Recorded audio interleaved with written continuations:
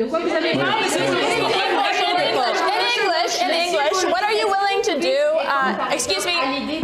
Every day it's something else happening here in politics in Canada. Welcome back to Moose and Loose. My name's David. Today we've got Yvan Baker, a guy who was silenced for 6 months for what he said in the House of Commons. And now he's back. His silence has been lifted, and well, he's coming out swinging. Vile tongue liberal is back at it. First, we're just going to do a little recap what happened. Then we're going to move into the House of Commons, where he speaks again for the first time, and he nearly says the same thing that he said before, which got him kicked out. So we're talking about this smug guy. Remember him? So basically, Chris D'Entremont, the Conservative Speaker, the Deputy Speaker, kicked him out for saying that there's a wing of the Conservative government that is affected, as it's controlled by Vladimir Putin. We've got the woke paid off CBC interviewing him here. We have seen the ruling that the ban on you speaking has been lifted, but no real explanation beyond it seems to mirror what happened today with Mr. Poilievre. Have you been given a fuller explanation as to why you get to speak now without retraction or apology? So that's not true. And what's funny about that is David Cochrane here will contradict himself. He knows the reason. It's liberal talking points. It's so paid off. I have not received a fuller explanation, David. I mean, look, I feel vindicated that I'm going to be allowed to speak starting tomorrow and that I don't have to apologize or retract what I said.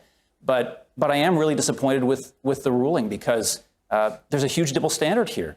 Pierre Poilievre was punished for something that I think is far more serious than what I did, with a one-day punishment. For one day, he wasn't allowed to speak in the House. I had to sit out for 6 months or over 6 months.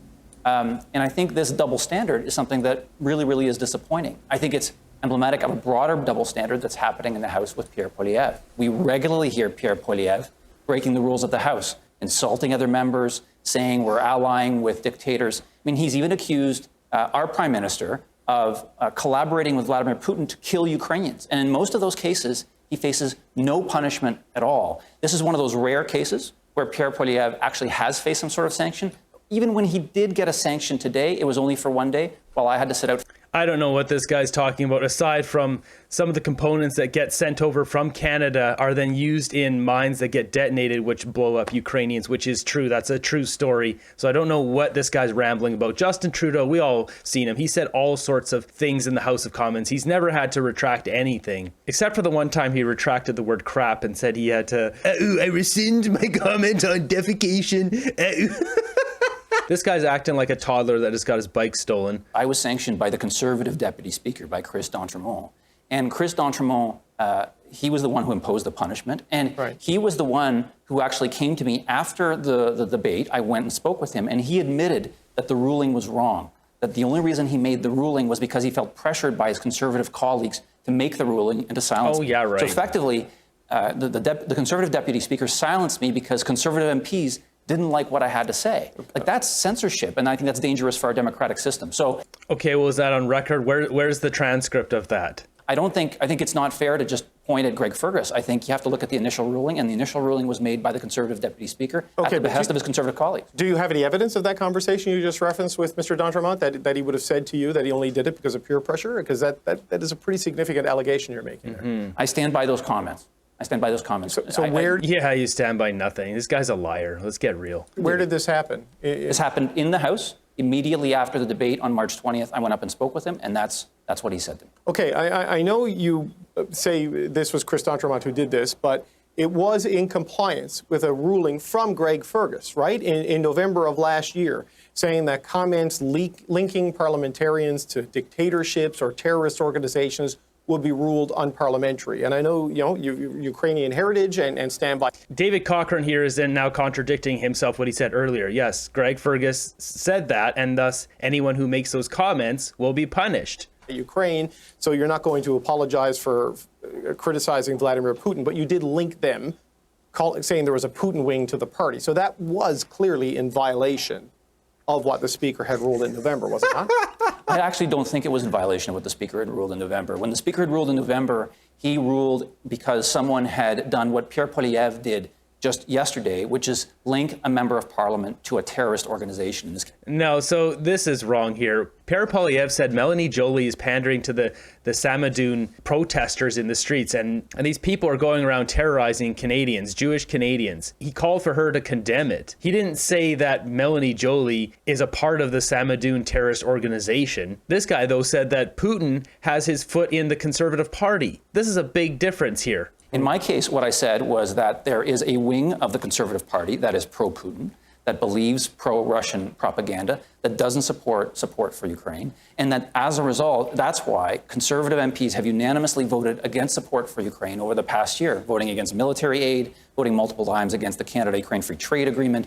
Mr. Poilievre showed tremendous disrespect to President Zelensky when he was here in the House. And David, this isn't just those things that demonstrate that. I've been told this by Conservatives, that there's a far-right MAGA movement in the party that is pro-Putin. So I was speaking the truth. It's based in evidence. And frankly, it didn't break the rules of the House because I wasn't speaking about an individual MP or multiple MPs. I was speaking about a wing of a party. Isn't the Speaker of the House of Commons the problem here? Because it's his job. He gets the big salary and all of the perks that go with it to be consistent in the application of the rules. Now, you might be wondering, what are those perks? What is that big salary of the Speaker? Well, the Speaker earns about $202,000 a year, plus another $98,000 a year, bringing that up to $300,000 a year. So that extra $100 for being the Speaker, plus the Speaker gets to live in a farmhouse next to a lake, next to, I think, some ski hills or something. You don't have to take my word for it. It's right here. It's called The Farm, Canada. This is the house that Greg Fergus gets to live in. This big farmhouse, quite literally on a farm. You can see here. So this is just outside of Ottawa here in farmland. And well, I found it on Google Maps. So here's the house that Greg Fergus gets to live in. They've got an official plaque here, private. So beautiful location. That's quite the place. He gets a free place to live and $300,000 a year for being a corrupt Speaker. It sits on 4.3 acres of land. Currently, Greg Fergus, Speaker of the House. The owner is the king in right of Canada. So those are quite the perks. And you're here saying it's not happening. Just before question period, he's able to speak, and this is what he has to say. Thank you, Mr. Speaker. Mr. Speaker, as I was saying, in Canada and around the world, we have seen the emergence of radical far-right movements. These movements have had a profound impact on the type of governments that have been elected and on the lives of millions of people around the world, including here in Canada. They've organized disinformation campaigns designed to divide people and undermine confidence in reliable sources of information. They've impacted how some people treat others. They've impacted how some politicians treat others, including here in Canada, and they've led to some politicians acting against the best interests of Canadians by opposing sound economic policies, by opposing sound social policies like dental care or child care or better long-term care, by undermining fundamental rights like those protected in our charter, like women's rights, like a woman's right to choose, and by standing against measures to stand up to aggressors like Russia who pose a threat to us all. I urge us all to work together to stop the growth and influence of these far-right movements because it is essential to Canada's security, to our economy, and to our freedom. This guy's been sniffing too much glue. The first thing he comes back with is talking about Russia and then far-right extremism in Canada. Treating him like he's some sort of hero. He's done quite literally nothing. Conservatives would have liked to be working today to counter the doubling of housing costs this Prime Minister has caused, or the record food price inflation, which has been 36% higher in Canada than in the US. But unfortunately, the Prime Minister has paralyzed Parliament by refusing your ruling directing his government to turn over evidence in the $400 million green slush fund scandal that the Auditor General says involves 186 conflicts of interest. Wow. With the chair of the fund found guilty, what has he got to hide? That is the question. Mr. Speaker, the leader of the opposition is not being truthful with Canadians. It is the RCMP commissioner himself who said the RCMP's ability to receive and use information obtained through this production order and under the compulsory powers afforded by the Auditor General Act in the course of a criminal investigation could give rise to concerns under the Canadian Charter of Rights and Freedoms. It is therefore highly unlikely that any information obtained by the RCMP under the motion where privacy interests exist could be used to support a criminal prosecution or further a criminal investigation. Mr. Speaker, let's get this. This is a $400 million scandal involving Liberal appointees giving millions of dollars to their own companies, and the minister's story is now changing. Yep. Last week, she claimed that the government had given documents to the RCMP. This week, they claim that if they gave documents to the RCMP, it would cause the Charter of Rights to come crashing down. It sounds like there's a new story every week to justify paralyzing Parliament to cover up the truth. What is in these documents about this $400 million scandal that the Prime Minister is so afraid of? Where is Justin Trudeau? This is a Wednesday session, and you've got this lady sitting down here. Where is that guy? Just didn't show up for work again? Ever since this has happened, he's completely disappeared.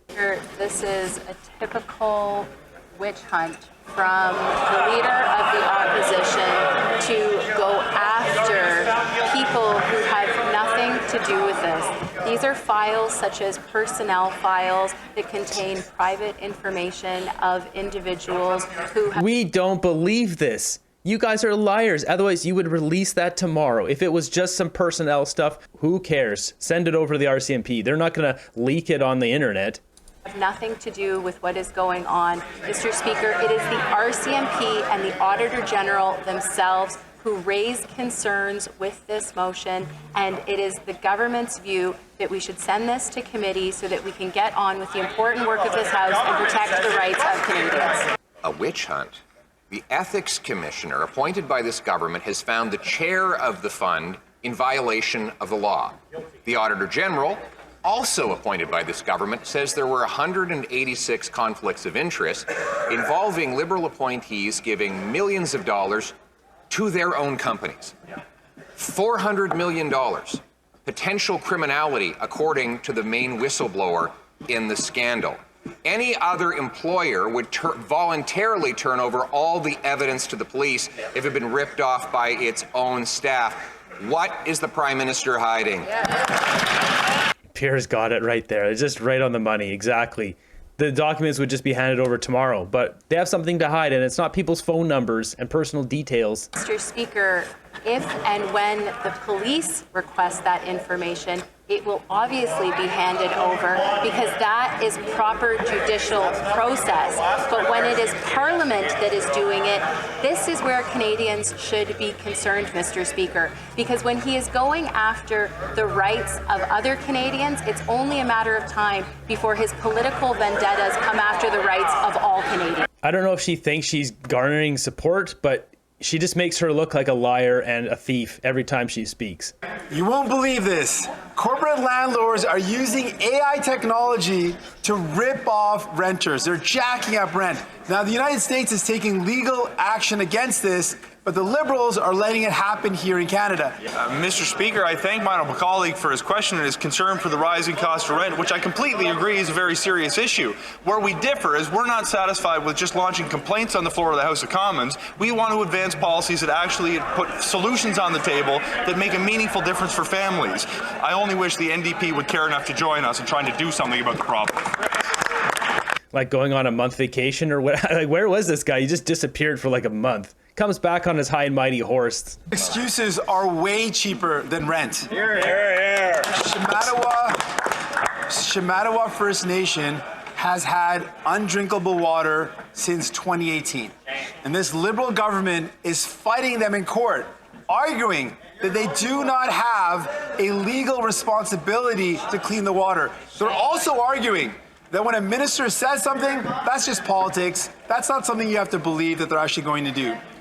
Will the Liberals call off the lawyers and clean up the water? So it's interesting, you're getting not only the raspy ASMR Jagmeet, but we're getting one that's directly attacking the Liberals and not doing it with the padded gloves. He used to always kind of jab them and give them a little hug at the same time. Not anymore. So Jagmeet's doing his push here, trying to get some more seats before the next election. That's exactly what we've been doing over the last 9 years, cleaning up the mess that the Conservatives left behind with over $8 billion in investments in clean. Patty Hadju here is the most useless minister ever. They've not cleaned up the water at all since they got in. They've had 9 years, and they say, oh, we've been cleaning up messes. You guys have not been doing anything. So we never go go back to that time again.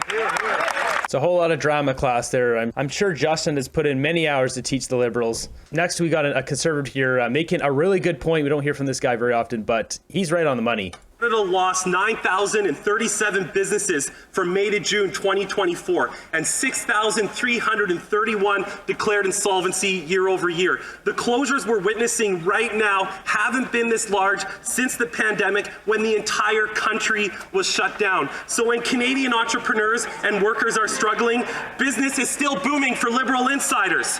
Why is the Prime Minister hiding behind the Green Slush Fund documents, and when will he release them to Parliament? Yeah, so he brings up a good point. The insolvencies in Canada, it's just disgraceful. So much money is just leaving Canada because of the capital gains increase. Plus, just this country is not a good place for businesses to open up. Unless you're looking for low wage, low skill workers you can take advantage of, like Trudeau and all his buddies have with all the people they bring over from India. The high skill, high paid jobs are moving down to America because that's where they can really boom. And we're going to see a big shift in this one way or the other if Trump wins or loses. And that's coming up here in just a few weeks. 1 million Canadians just in Ontario went to a food bank last year, up 25%. And now doctors are raising the alarm on scurvy in Canada because Canadians can't afford basic nutrition. Will the Liberal NDP government make the Canadian dream come true and call a carbon tax election? Let's go. Do you believe that? Scurvy in Canada. That's how far we've fallen. Speaker, on this side of the House, I'm proud that in 2016, we introduced the Canada Child Benefit. Mr. Speaker, there's 4.3 million families and over 7 million children across this country who receive this benefit. Yeah, and there's 42 million Canadians. So you're neglecting 75% of the population with your little handout. They have the worst policies ever. And they know what they're doing here. That's all the interesting bits from the House, but now Jagmeet has just held a press conference taking his stance on whether the Liberals should release those documents to the RCMP. So you got to check this out. So he's speaking French. They asked him something. They're going back and forth. The reporters just start fighting like ravenous dogs over this. This is hilarious. On doit réduire nos émissions et forcer les grands pollueurs de payer les prix. In English, what are you willing to do? Excuse me. What are you willing to do? What are you willing to do to get the House business back on this table in Parliament? Right now, we're just dealing with this debate. What are you willing to do? Are you willing to work with the Liberals to give them a time allocation? How will we get back to parliamentary business? So right now, the Liberals have to do two things. And we support making sure the government's held to account. They've got to release documents, release the documents. There's nothing that stops them from releasing those documents. They should move ahead and release those documents. They should be held to account. And secondly, the issue that relates to Randy, Minister Boissonnault. Absolutely, he should be held to account, and his colleagues should be held to account and brought before Parliament to explain why he's not justifying these text messages that make no sense. So the ball is in the government's court. They could do the right thing, move forward on accountability, and Parliament can move ahead. It is also very clear, and you're absolutely right to critique the Conservatives. They are, as one of my House leader says, agents of chaos. No interest in letting Parliament work. No interest in ensuring that. Yeah, he's going into his stuff. It's interesting, though. He's turning on the Liberals, and it's getting more and more every time now. People get any help. No interest in seeing bills move forward. That's true. The Liberals should just provide the documents and ensure there's accountability, and we can move forward. This is the act of agents of chaos. It's very clear that Poilievre from the beginning has not wanted anything to move forward. He's not proposed a single idea in a minority government that has improved people's lives. He's not been able to get anything done in a minority government. This guy's such a joke, and calling Poilievre an agent of chaos. No desire to actually improve people's lives. We have shown that we've used Parliament to get people the help they need on dental care. Pharmacare is going to be passed as likely as early as tomorrow. And we want to see province. Ooh, that's interesting. So pharmacare passes tomorrow. What is that, third reading? I don't know where that is. But I mean, if that gets off the plate, then that means Trudeau can prorogue, and it doesn't wipe the the support from Jagmeet, essentially, because he'll keep his pharmacare, because then he can lean on that for the next election. So, maybe Trudeau is stalling here. I'm going to have to dig into see where that pharmacare is for sure. Negotiations happen and see provinces receive free medication for people living with diabetes. We want to see people get free birth control. Conservatives clearly don't want that to happen. They're blocking everything. And so what we believe is, we believe that we want to see Parliament work. The Liberals, though, have to be held to account. Justin Trudeau and the Liberals have to provide documents and ensure there's accountability with their minister, and we can move forward. If they're blocking process, then what is your party doing to end the blockage? Are you working on a closure motion? The Liberals have to provide documents and ensure that there's accountability for their minister, and we can move forward.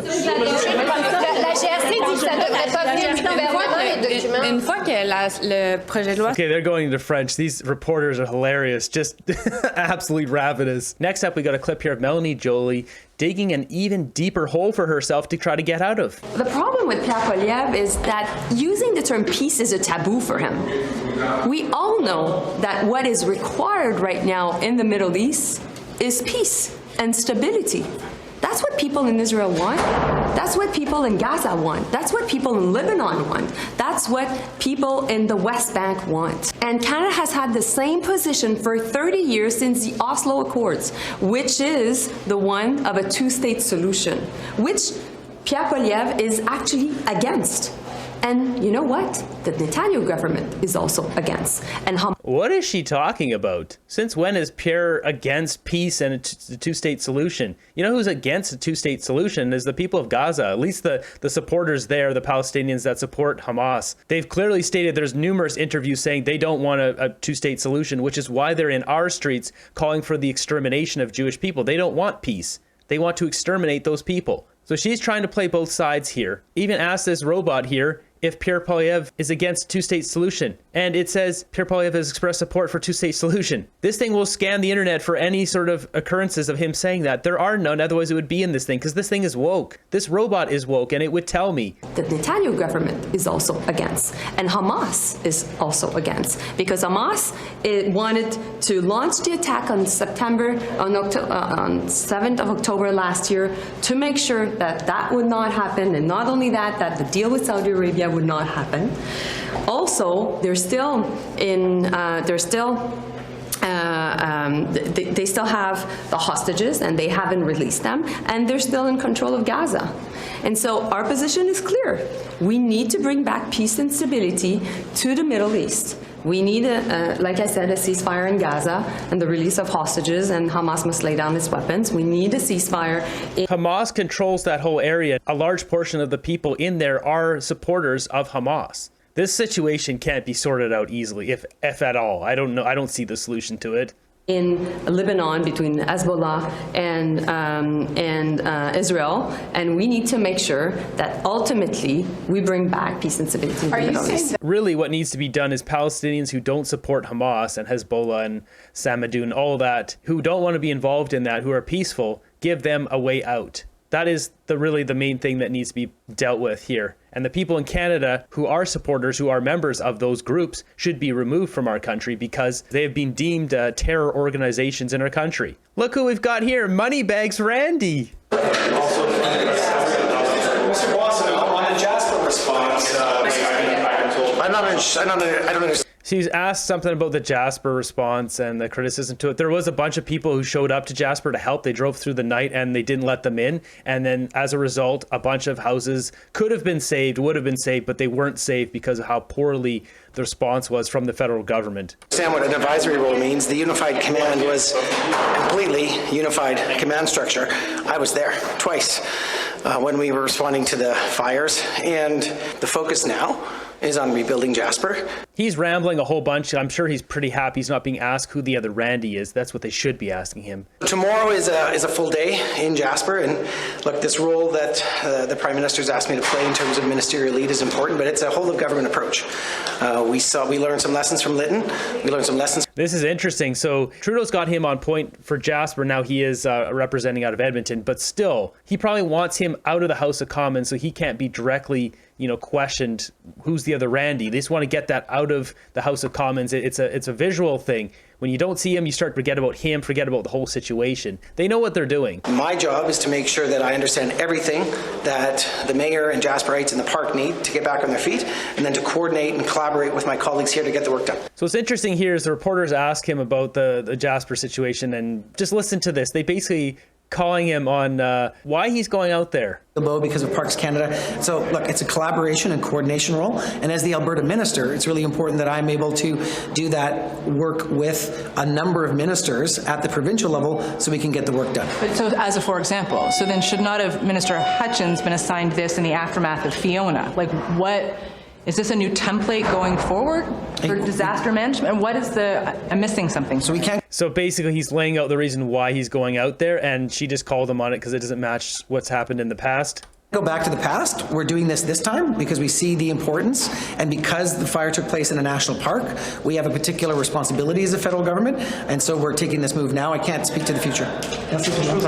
They're getting him out of the House of Commons because there's too much heat surrounding his scandal here. Which Randy? I don't know. I guess it's the one that's in Jasper now. So once again here we've got Yvan Baker throwing a tantrum like a little child about the whole situation. The punishment should have been at least equal, if not more severe, given what he did was far more severe. Can you just go back to what you were saying about how Chris d'Entremont told you that Conservatives pressured him to make this ruling? Does that concern you? I mean, is he still fit to be in this Deputy Speaker role?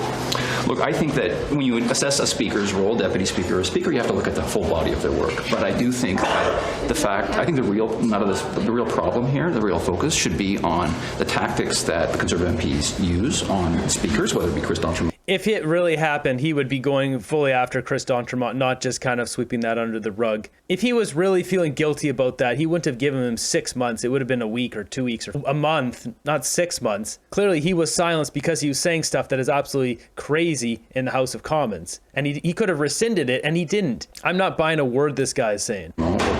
Or others who occupy the chair, and specifically on how Pierre Poilievre behaves in the House and the pressure tactics he applies. Is that the kind of person we want as our Prime Minister? Somebody who, A, doesn't behave, doesn't follow the rules. Are we talking about Justin Trudeau and all his scandals and the millions that he's funneling all over into different of his rich buddies' bank accounts? Yeah, tries to get a double standard applied to himself, preferential treatment applied to himself. Are we talking about Justin Trudeau here? I'm sorry, I'm confused what's going on. And then when on the rarest of occasions when he actually does face a punishment that's quite lenient, he refuses to accept that punishment. This tantrum here is not a good look, man. Just admit you have a loose tongue, button it up, and move on, man. The Liberals are absolutely scurrying around like little rats, trying to get away from all their scandals. Too many fires in the kitchen, no one brave enough to put them out. You got Justin Trudeau, who's gone into hiding. Let's just check his schedule here, see what he's actually doing today. Prime Minister will arrive in Valentin, Laos. Oh, so he's going on a little world trip here. Got to get out of the country. Things get a little too hot around here. Too much heat in the kitchen. Time to go out. Oh, but there'll be a photo opportunity. This is Justin Trudeau. SDTC scandal. Suddenly his schedule is full and he's flying around the world. France. He's over to Laos. Just get out of the country. Maybe you should stay out of the country. I think we've all heard a little too much from that bag of wind, Justin Trudeau. The timing of them moving these ministers around and getting them out of the House when things are heating up is a little too suspicious. You've got to wonder, though, how long is this going to go on with the government shut down? We're a full week now. These people are all getting paid $300,000 a year to sit there and essentially do nothing right now. This will only continue to hurt the Liberals' dwindling small amount of support they have left. How long will they let this go on before they hand over the documents?